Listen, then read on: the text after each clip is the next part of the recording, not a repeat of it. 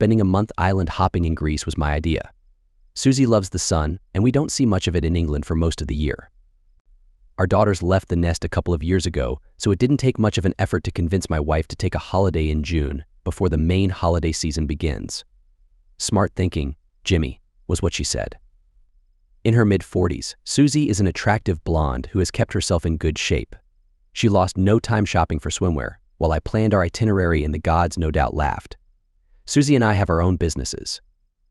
Susie is an independent management consultant, specializing in business development planning. I work as a freelance technical translator from German into English, specializing in business-to-business, finance and paralegal support work. Susie and I got together in our early 20s, when we were both working in the marketing department of the UK division of a German auto parts manufacturer. Susie was their business development manager, and I got an assignment to translate the technical descriptions of some of their new products. It was love at first sight as far as I was concerned, and I could swear that my heart beat faster whenever she was anywhere near me. For her part, I think the young Susie Redwood initially took a liking to me simply because the work I did made her job a lot easier. Of course, it may have helped that my family name is Hunter and her favorite grandma had also been a hunter. It turned out that Susie and I were well matched, with shared interests in hill walking, literature, and travel. We walked and talked for hours in our free time, and in less than a year we were married. A couple of years later, we had two lovely little blonde daughters, Helen and Jane, born almost exactly a year apart, and we were both working from home as freelancers, juggling our projects and assignments to fit in with our personal lives. All in all, we had a wonderful family life, and our daughters both grew up with positive, can-do attitudes. Now that it was just Susie and me in the frame for holidays, the plan was to visit a few of the smaller Greek islands, taking our laptops along in case we needed to deal with any work-related issues. Our clients can be quite demanding and sometimes give us very little advance notice of assignments. On the plus side, the fees for our services are inevitably higher if there are tight deadlines for project completion. The flight to Athens was on schedule. The taxi transfer to the port of Piraeus went smoothly. The sea was calm. The sun shone, and the 6-hour cruise on the large inter-island ferry to the island of Athos was idyllic. The colors of the sea and the sky in that part of the Mediterranean are truly breathtaking and have to be seen to be believed. If there is a celestial artist who designed the world, the colors on his palette the day he painted the Mediterranean were astonishingly vivid. These islands are the legendary home of the ancient Greek gods, and there is something magical about the way the sunlight brings out all these heavenly shades of blue. Athos has a sizable population and is a hub for ferry services to many other islands, such as Porthos and Aramis, which we plan to visit. The big 5-star hotel on Athos is the Hotel Hermes, which overlooks the marina, but I had booked us into a beautiful, little boutique hotel near the medieval Venetian citadel that overlooks the old port. That first night, we shared a bottle of chilled white sparkling grape juice as we watched the sunset from our balcony on the first floor. Susie was so happy about the holiday that she went out of her way to give me a big hug when we went to bed. When I came out of the bathroom that evening, she was lying on the crisp white linen of the big king-sized bed, completely relaxed. Everything went well until day 3 of our holiday. The strong Meltemi winds that occasionally blow through the islands from the northeast relentlessly played with the floppy sun hat that Susie had brought along, so she decided to get some alternative headgear. After an hour or so of browsing the small boutiques lining many of the narrow, whitewashed lanes of the old citadel, Susie found a bright red headscarf that matched her favorite dress. There are some beautiful, shaded courtyard restaurants in the old citadel, and we were on our way to lunch when she tripped on a paving stone and twisted her left ankle. It was clearly very painful, and an old woman in traditional black garb almost immediately appeared from a little grocery shop nearby, with a cold pack for Susie to hold against her ankle. Fussing over Susie, the old woman seemed very concerned about how terrible this was and how it was such bad luck. As Susie sat on a nearby bench, pressing the cold pack against her ankle, the old woman ducked back into her little shop. Moments later, she reappeared, clutching an old, gnarled wooden walking stick. "It's too late to change what the fates have done, but this may help." "Make sure you use it," she said, looking at me, rather than Susie. We visited the local health clinic, and they checked that no bones were broken and that there was no ligament damage. For the rest of our week-long stay on Athos, Susie rested and took care of her badly bruised and swollen ankle. With her foot wrapped in one of those stretchy bandages to help reduce the swelling, she could only hobble about, leaning on my arm and using the old walking stick to take the weight off her ankle. It was a major inconvenience, but Susie loves reading and had no trouble adapting to the circumstances. With her earphones plugged into her music player and her e-reader loaded with the latest mystery novel from her favorite author, she lay on a sun lounger by the hotel swimming pool in her red dress and headscarf, soaking up the sun and relaxing. She didn't complain much about her misfortune, and the occasional glass of cold sparkling grape juice also seemed to help. I love the Greek islands, but I am not one to lie in the sun for hours on end. Don't get me wrong, I can sunbathe for an hour or so with the best of them, and that would include Susie, but I like to be a bit more active. My original plan was to do some walking on the networks of old mule paths or monopacha, which are a feature of the smaller islands, as well as doing some swimming and sunbathing. Susie was happy to be left to her own devices, but she could tell I needed to get out and about, so we quickly established a new routine. I would go off for a walk after breakfast, and we would meet up for a late lunch back at the hotel, followed by sunbathing and a nap before snacks and dinner. At the end of our first week, we caught the small inner island steamer to Porthos as planned. Susie's ankle had turned an interesting shade of dark purple, and she was only slightly more mobile. With the aid of the old lady's walking stick, she was able to walk short distances without my help. Traveling on the small inner island steamer is a remarkable experience. A crowd of people gathers expectantly. The small ship arrives with smoke billowing from funnels on either side of its stern, turns slowly and reverses towards the quayside. Eventually, it is secured by the ropes that have been thrown ashore and dropped over the squat bollards at the edge of the pier. The stern ramp is lowered, and a couple of cars and a small truck drive off, followed by a small crowd of tourists and locals clutching cases, bags, backpacks, and boxes of supplies. At the same time, those who have been waiting to board surge forward, keen to secure a seat on the wind-sheltered or lee side of the vessel for the next leg of its journey.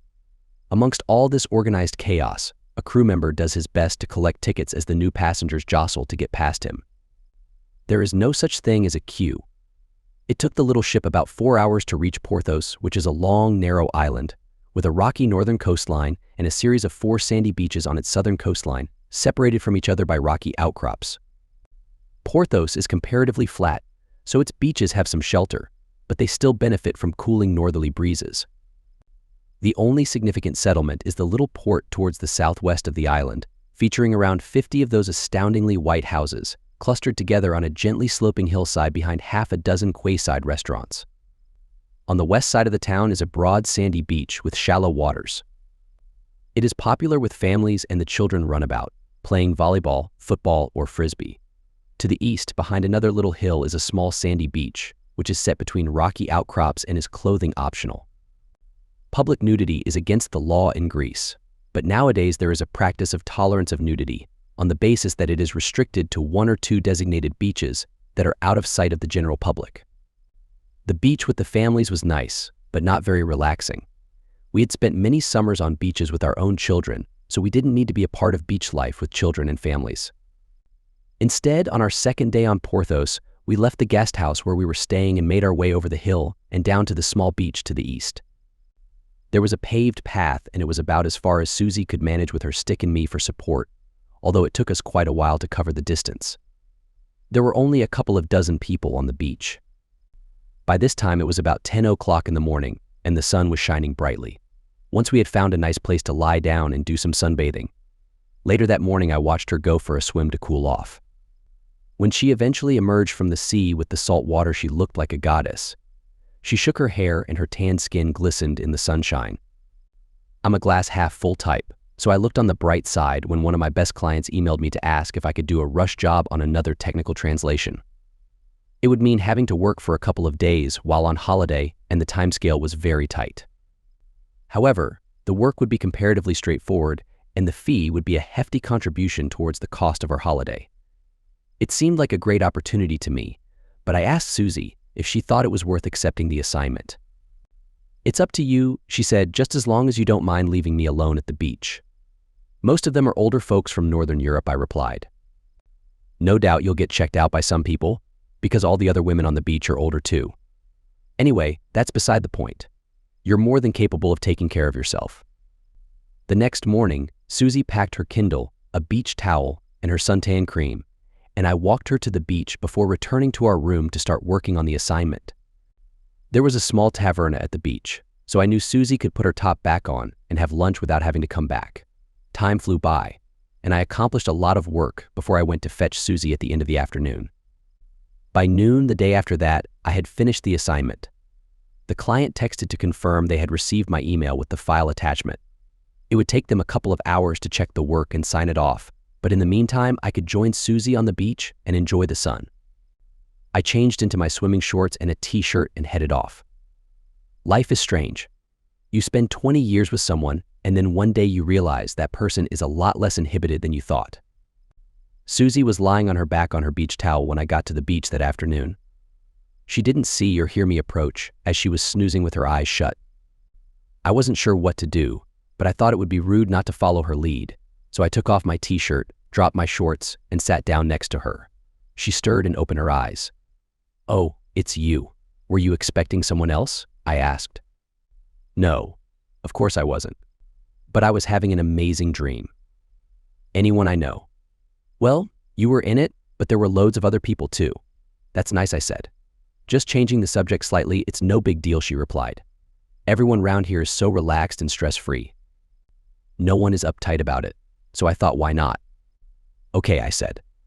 "But we better not get too carried away," so that's how we began sunbathing. I didn't think it was a problem. After all, there were plenty of other people. I enjoyed our last couple of days on Porthos, going to that sheltered little beach, swimming in the sea, and having meals at the taverna. I quickly discovered there seemed to be an unspoken etiquette or standard of behavior. At heart, I don't think anyone on that beach was very different from us. They were just there to enjoy the sun and the sea, and I expected it would be the same elsewhere in the Greek islands. The last leg of our holiday was a 2-week stay on Aramis, which is more or less equal distance from its neighboring islands, Athos and Porthos. Aramis is nearly as large as Athos, but it is wild and undeveloped. Dominated by a range of steep hills, which are home to hundreds of wild goats, easily outnumbering its human population, Aramis is off the beaten path and frequented only by people who really want to get away from it all. I had booked 2 weeks there because the island was known for its great walking routes with stunning views. As the ferry approached, Aramis appeared like a sleeping dragon, stretching out against the horizon. The eye of the dragon was the tiny white church on its highest summit, gleaming against the dark backdrop of the craggy hilltops. There is a narrow road along the southern coast, winding up and down the rocky coastline for about 8 miles, connecting the island's only settlements, Kalumnatissos in the west and Nissos in the east. Before the road was built, Nissos was reachable only by sea or footpaths. With financing from the European Union, the old footpath between the two villages was torn apart and widened to make the road. In the summer months, there is a minibus service 3 times a day, which transports tourists, locals, and supplies.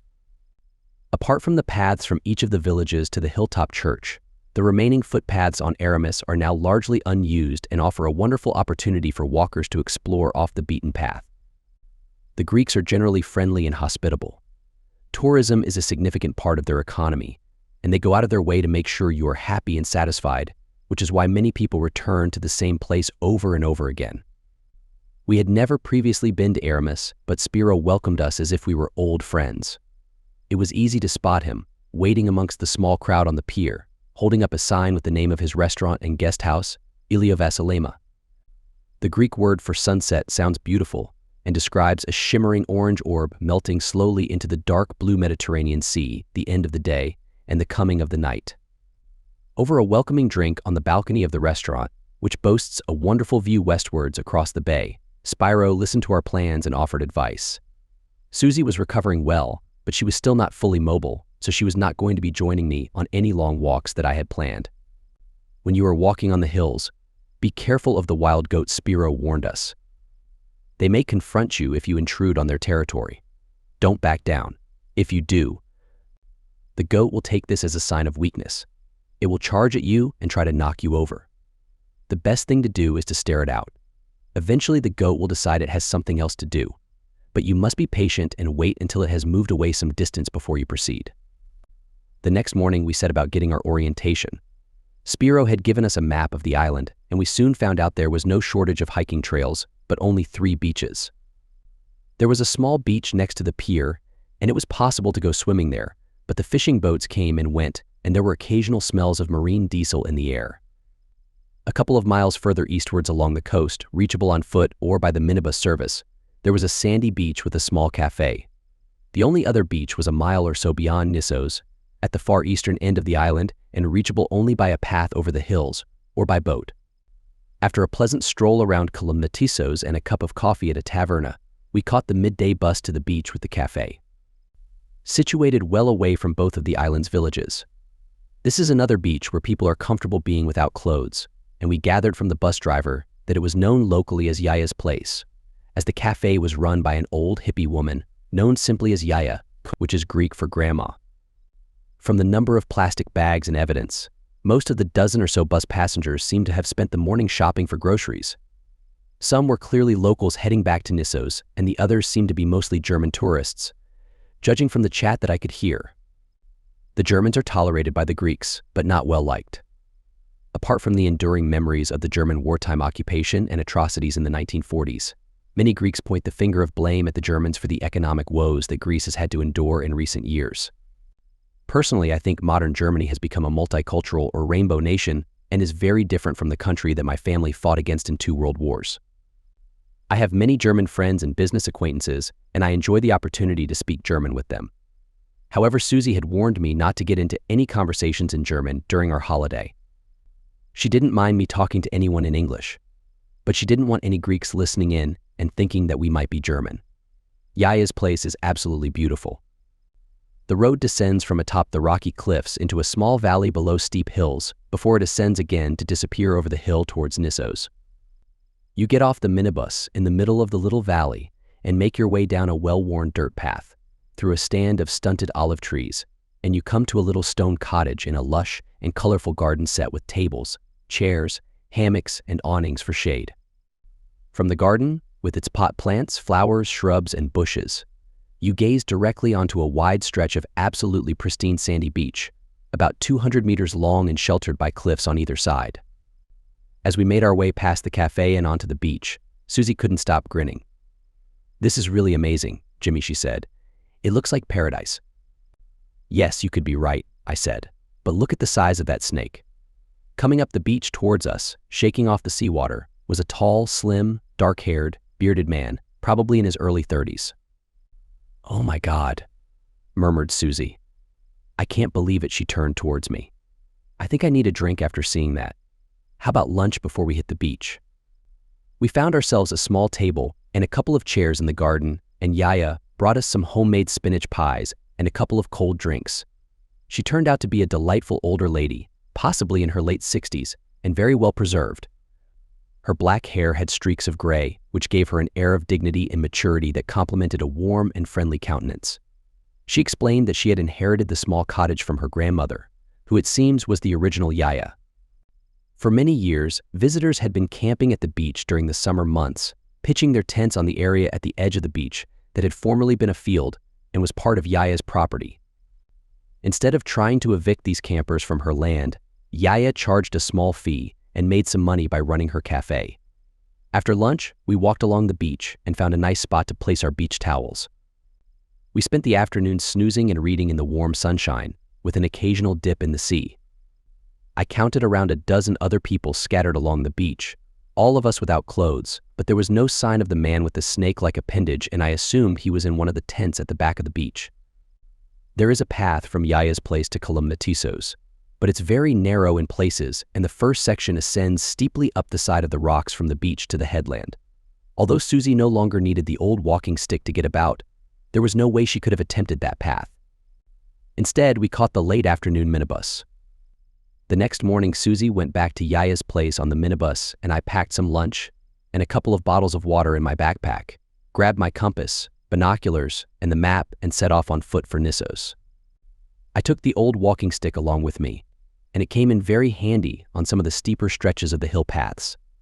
I was in no hurry, and I expected it would take me around 6 hours to reach Nissos on the paths that I had chosen, allowing for a short lunch break. The views were impressive, and apart from one brief staring contest, I was able to get past the goats without any problems. It was a warm day, and I reckoned I had earned a cold drink by the time I got to Nissos.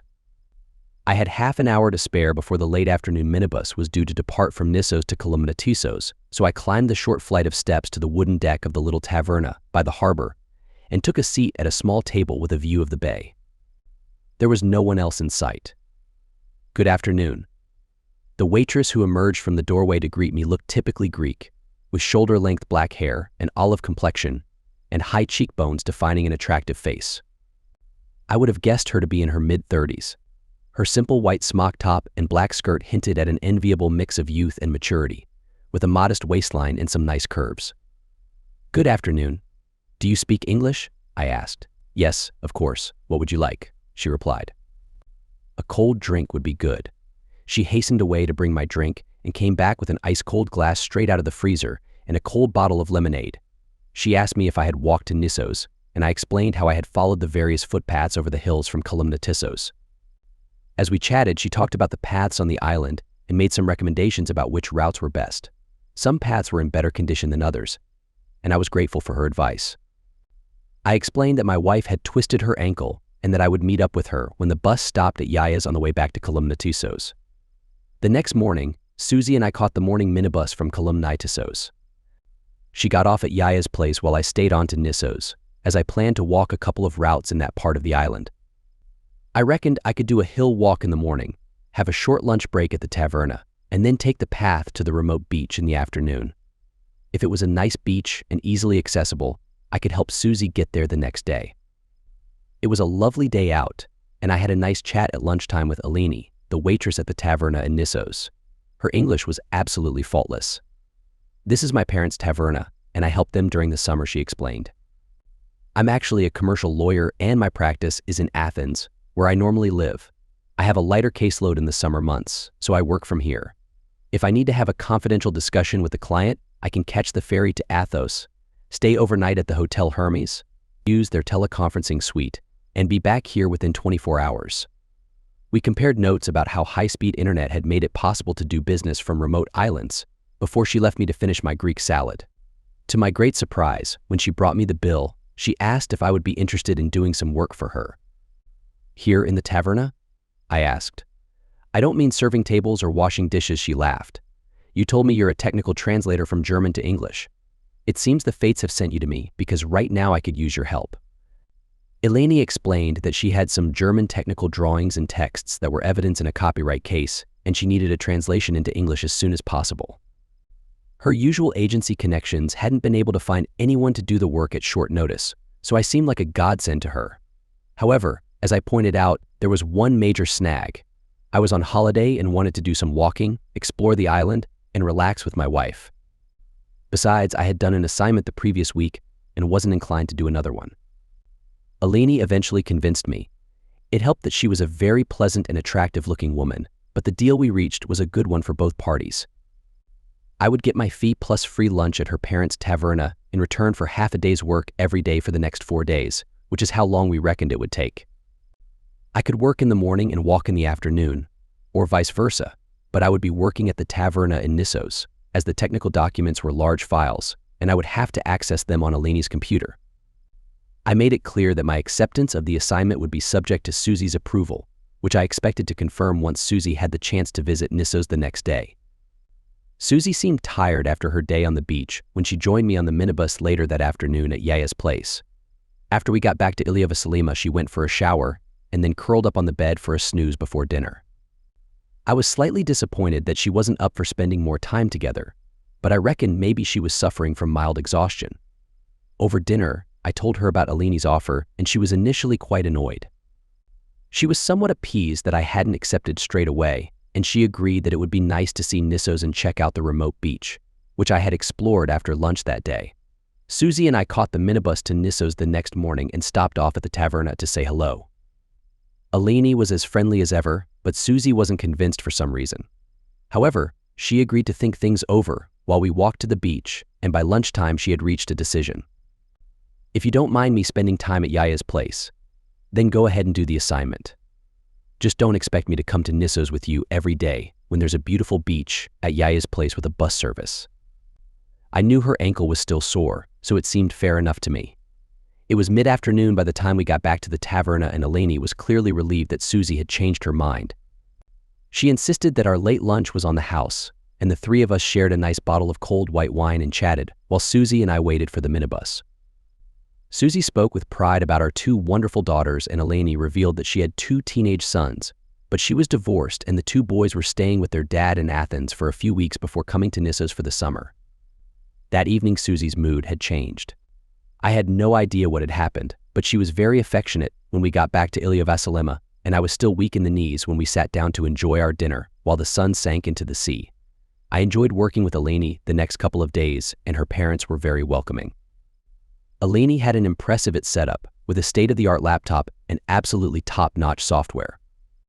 Manipulating the file content was less of a problem than I had anticipated, but the tricky aspect of the assignment was identifying and marking up the potential breaches of copyright, with translations to support the legal texts that Eleni showed me.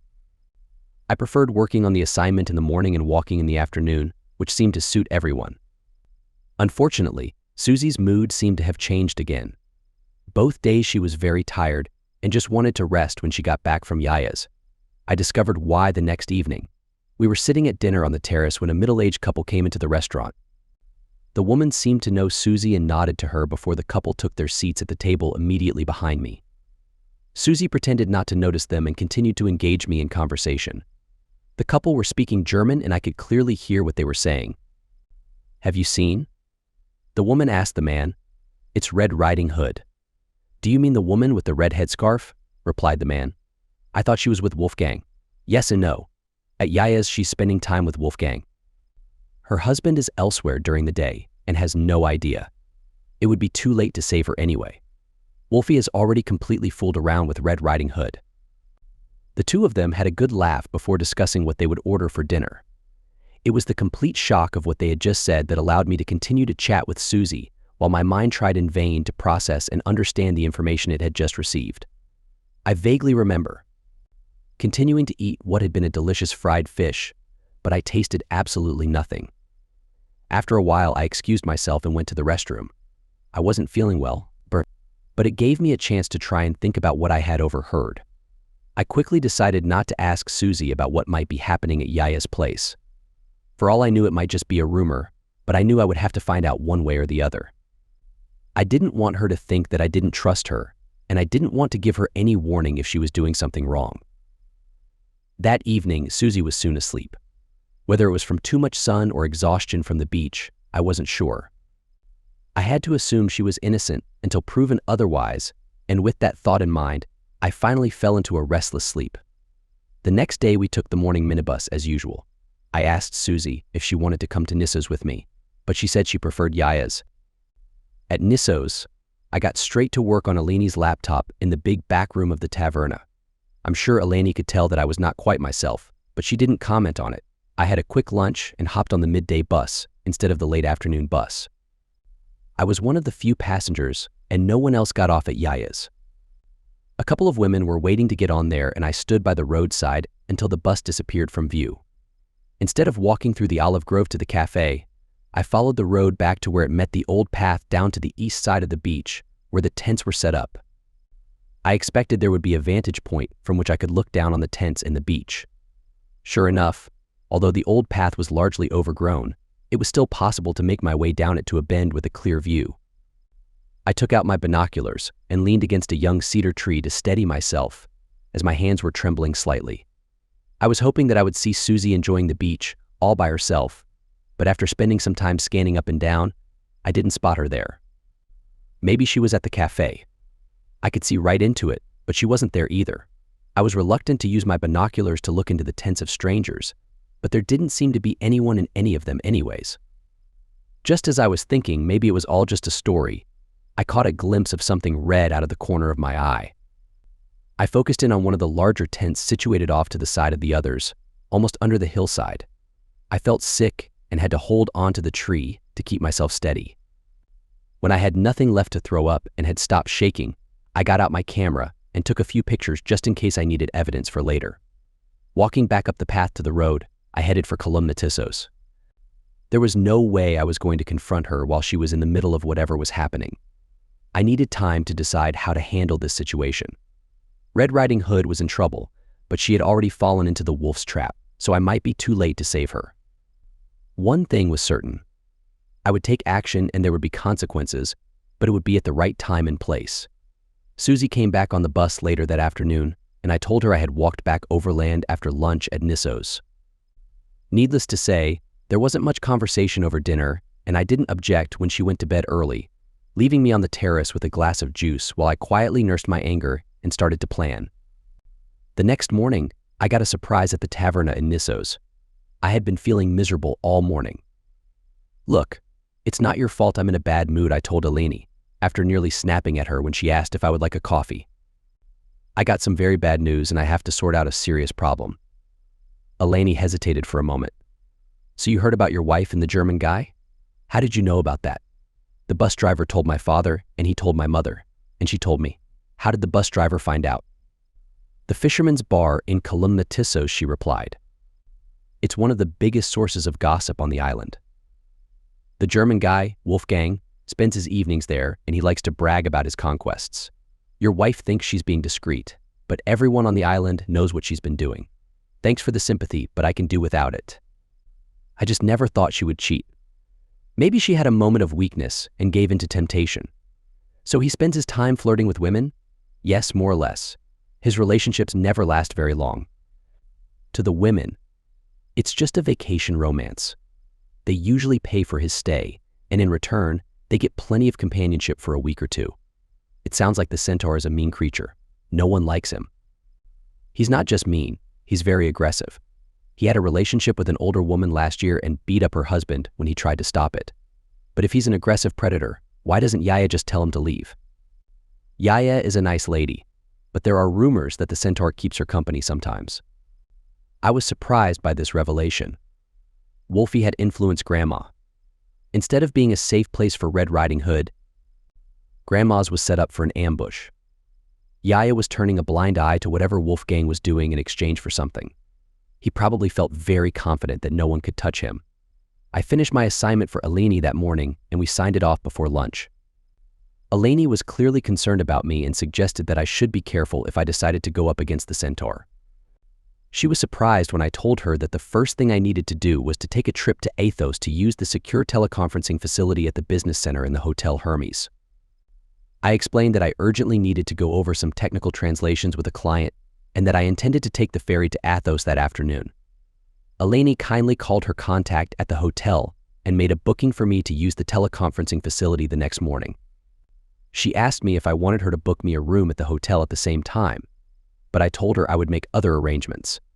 I skipped lunch and caught the midday bus back to Tissos, where I did some food shopping and bought return ferry tickets at the shipping agency. I just had time to return to the hotel and leave a short message for Susie. I know I could have texted her, but I didn't want her to get my message until after she got back from the beach. It was important to make sure she would be alone. Believe it or not, there is some order amongst the chaos when the inter-island ferry docks. The ferry company needs an accurate record of who is on board, so the barcoded passenger tickets are collected and scanned into the onboard computer system to produce the passenger manifest. I sat and waited on the pier in Tissos until the ferry docked around 4 p.m. That afternoon, then I joined the embarking passengers and handed my Aramis to Athos ticket to the crew member who was gathering them in and checking them. I went up the stairway on the starboard side, crossed the aft passenger deck, descended the stairway on the port side, and walked off the ship with the last of the disembarking passengers. As far as the records were concerned, I was on that ship. If something happened and it sank, then I would have some explaining to do. However, I figured the odds were in my favor on that particular bet. I was less certain about other things as I sat quietly behind a stack of fishermen's nets, waiting for everyone to leave the pier. When they had all gone, I got up and left the village, walking westwards into the hills. Do you have any idea what it's like to wrestle with a small goat? It wasn't difficult to find an irritable little goat up there on the hills, and it was easy to provoke it into attempting to headbutt me, but after that, I had to make sure it didn't hurt me while I pinned it down, twisted its head, and ended its life. It wasn't really a fair fight, a large, angry person versus a small, annoyed goat. Goats stink and wild goats stink particularly badly, so it was a good thing I had a change of clothes in my backpack. That evening, with the body of the small goat slung over my shoulder, I made my way back down the hill towards the coastal path that led from Tissos to Yaya's place, using Susie's walking stick to help me. At the point where the coastal path rounds the headland and emerges at the top of the cliffs, there is a huge rock buttress that stands like a sentinel overlooking an almost straight drop onto the rocks at the side of the bay. All I had to do was wait. It was getting quite dark, although the starry sky and a pale quarter moon cast some light over the landscape. Concealed in the shadow of the buttress, I had a clear view of the path. I had no idea when Wolfgang might come by, but I was fairly certain that it would be around midnight. I was fairly certain that although they had been spending time on the beach, Susie wouldn't want to be seen out and about with him. The tavern closed around 11:30 p.m., and he was always the last to leave, according to what Eleni had told me, so I shouldn't have long to wait. I saw the beam of a small handheld light coming towards me, and I was able to identify Wolfgang before I stepped out of the shadows. I won't ever forget that look of surprise, sudden recognition, and then panic as he toppled backwards, his arms reaching out towards me in a hopeless attempt to save himself. Then he was gone, toppling over the edge of the cliff, screaming as he fell. I threw the body of the small goat after him. I had no idea whether anyone would hear his scream. Someone would eventually find Wolfgang and the goat on the rocks at the foot of the cliffs. I was hoping they would draw the appropriate conclusion, but I wasn't staying around to find out. Hiding out for a day is easy when you are on a sparsely populated island and everyone thinks you are somewhere else. I had 2 bottles of water, a packet of biscuits, and some chocolate. I followed various hill paths to avoid Kolumnatissos and found myself a little rocky cove to the west of the village as the sun was coming up. It looked like it would be a great day. When the inter-island steamer arrived that afternoon, I was sitting quietly amongst the tourists waiting to board. I had a broad-brimmed sun hat to help conceal my identity. When the time came, I joined the crowd and went on board. The crew member gathering tickets from the boarding passengers glanced at mine and looked confused. "This ticket is from Athos to Aramis," he said. "Yes," I answered. "I forgot to give it to you when I came on board in Athos. I'm just leaving the ship now, so I thought I'd better give it to you." "Okay, thank you," he said, turning to quickly gather the tickets being offered by the other passengers. I took off my sun hat and walked back down the stern ramp and onto the quayside, where I could see Spiro at the back of the pier, waiting to meet me. This time he wasn't smiling but seemed anxious. "Welcome back, Jimmy. I'm afraid your wife is not feeling very well. She's okay, but there's been a terrible accident, and she's quite upset. A German guy fell off the cliffs last night." Aphrodite had been feeling really sad and upset about her lost lover when I entered our room. She was sitting on the bed, crying and moaning, but she looked up briefly to acknowledge my presence. Slowly, I managed to get her to share her story. Her version was slightly different from what I had heard. According to her, Wolfgang had been a kind and caring friend who would visit her every day at Yaya's place. He would entertain her with all sorts of stories about Greek myths, legends, and heroes. He had become someone she trusted, and she was devastated that he had died so tragically. I played my part by comforting her with a few kind words, and then I left her alone to collect herself while I went to the bar for a quiet celebratory drink. The Greek flag on the back of the ferry waved in the wind as the small boat slowly started to move away from Kolumnatissos. Susie was below decks in the air-conditioned lounge for passengers. I stood at the back railing and looked back at the group of white houses and Ilioi Veselima, which sat a bit separate to the east of the village, up on the hill from the harbor. I think it was at that moment, as I stared at the restaurant, that I finally understood that my relationship with my wife was over. Susie and I had barely spoken to each other since long before Wolfgang's tragic accident. It felt like our love for each other had also died. I think Susie wasn't sure how much I knew or suspected about what she had been doing with Wolfgang, and it became clear that she had no intention of bringing it up. We both ignored the obvious issue, and the atmosphere between us was tense whenever we were together. The police questioned both of us separately, but it seemed like they were just going through the motions to make sure there were no suspicious circumstances surrounding Wolfgang's death. I have no idea if they checked the passenger lists from the ferry company to confirm my alibi, but there was no further investigation. The tragic story of the goat and the centaur was the talk of the island. We never returned to Yaya's place, so I have no clue what people there were saying about what had happened. For the remaining time of our stay, Susie spent her days on the beach in Kolumnatissos, despite the occasional smell of diesel fuel. I spent my days walking in the hills and contemplating whether I could forgive and forget. On one hand, I was wrong to assume she would be safe at Yaya's place, and she was ambushed by Wolfgang. But on the other hand, It was her choice to give in to temptation, and she hadn't been honest with me about her involvement with the centaur. I walked to Nissos before leaving Aramis and had a long conversation with Eleni. My new chapter in life began when I reunited with Eleni in late September in Athens. We had been messaging and emailing each other until then, and she even sent me another technical translation during the summer while she was in Nissos. My trip to Athens went really well. After our first date, I stayed over at Eleni's apartment, and the next day, I checked out of my hotel. Eleni and I are not rushing into anything. We will wait until my divorce is finalized before making any decisions about our future. Her parents are wonderful people, but they hold traditional values, so we might need to formalize our relationship if I want to spend next summer with her and Aramis. Of course, Eleni knows that I canceled the booking she made for me to use the teleconferencing facility at the Hotel Hermes, but she likes the idea that a little goat brought down a powerful centaur, and she doesn't want to ruin a good story.